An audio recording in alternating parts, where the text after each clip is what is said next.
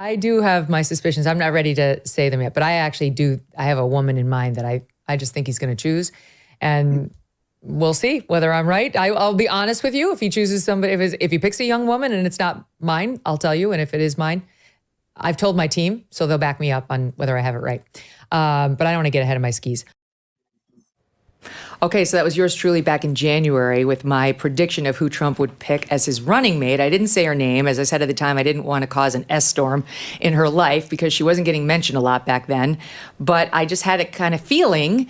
She's from the South. She's a rising star within the Republican Party. She's a darling of many people who are powerful within the party. And young enough that she doesn't have a huge legislative record that could be problematic for Trump. So I am going to tell you who that person is now because she's sitting on this set next to me, and it was Senator Katie Britt.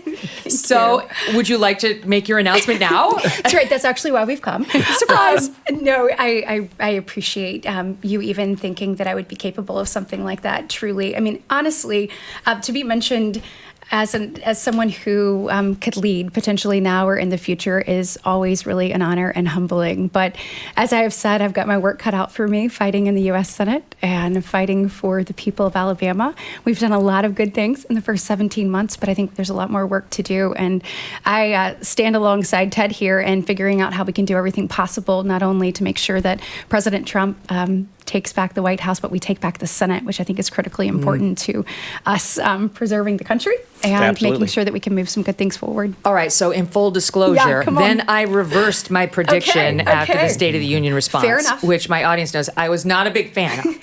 Now, can you just tell me, like, what happened there? Because just talking to you today, you know, you don't have that same affect. So was that nerves, or walk us through what was going on?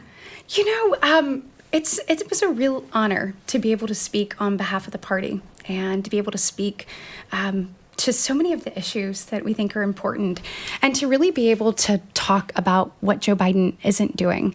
You know, I think about what we're looking at right now and where we were before he got here and what he's done on the border, whether it's 94 executive orders in his first 100 days, whether it's him coming in and saying we're going to halt deportations, stop building the border wall, or even we're going to give amnesty to millions, of which we know acts as a magnet. We see that hurting our communities, whether it's fentanyl overdoses or whether it is, maybe tragedy. You do kind of have that affect now. I actually, just watching you, it is kind of similar. Tragedies like Laken Riley. And to think about, you know, just the innocence of that young woman who went on a simple run that morning and come back. And listen, after you see Joe Biden literally yell for almost an hour and turn it into a political speech, what was supposed to be a dignified statesman speech at the State of the Union, it's just truly, Megyn, it's infuriating. And so whether you're talking about that, whether you're talking about what we're doing just at home with prices going through the roof, you know, I mean, literally just went to the grocery store on Saturday and it's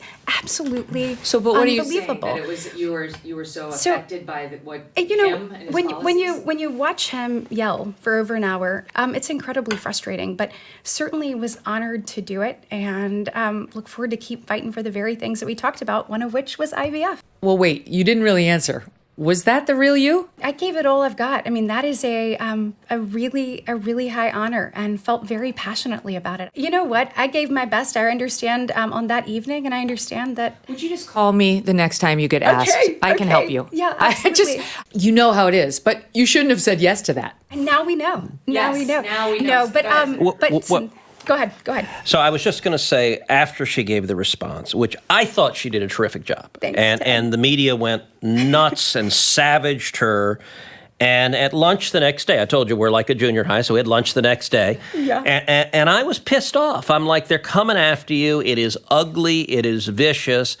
And just spur of the moment, I said, well, you know what? Come to my podcast tonight. Let's go talk about it. And so awesome. She came on the podcast. We did it as an audible. It was actually Monday. It was the Monday. So it had happened the week before. It was the next Monday. I said, come tonight. Let's do the podcast tonight. And so she did it. And it's actually very funny because CNN was pissed because she didn't go on CNN. She went on my podcast. That's right. And look, the joy of a podcast, we just set up the microphone and talked through it. And it was, I remember it was Monday because it was right after Saturday. And it was SNL. And SNL, she was played by Scarlett Johansson, who, by the way, did a fabulous job. Yes, that was actually pretty good. Yeah. But I was actually saying, okay, how cool is it that they get Scarlett Johansson to play you? Like that's a big deal. It was a and I'm win. just like, lean in and own it. And she rocked. Look, a response to the State of the Union is kind of by its nature. It's a little bit artificial and stilted. And there have been lots of people who have had rough times, whether Bobby Jindal or Marco Rubio. Sorry, I did some live action comedy there. Sorry, Marco, I apologize. We're so good. Megyn, I do hope that people, though, honestly take time to get to know me. It was an interesting kind of sort of window into how quickly the media can jump on a narrative, and then how they work to spread that. And so I think if anyone takes time to get to know Katie Britt and get to know the work that I've done, the relationships I've built with my colleagues, the issues I stand on. You got a lot of they'll get to know. I am a passionate person, and I'm unafraid to fight for the things that I care about. Let me tell you a story about a guy named Leo Grillo. Leo was on a road trip and came across a Doberman. This dog was severely underweight and clearly in trouble. Leo rescued the dog and named him Delta. But sadly, Delta was just one of many animals that needed help, and this inspired Leo to start Delta Rescue, the largest no-kill, care-for-life animal sanctuary in the world. They've rescued thousands of dogs, cats, and horses from the wilderness, and they provide their animals with shelter, love, safety, a home. April marks 45 years since Leo rescued Delta. Delta Rescue relies solely on contributions. If you want caring for these animals to be part of your legacy, speak with your estate planner, because there are tax benefits here too. You can grow your estate while letting your love for animals live well into the future. Check out the estate planning tab on their website to learn more and speak with your advisor. We call dog a man's best friend for a reason. You can help those who need it most. Visit deltarescue.org today to learn more. That's deltarescue.org.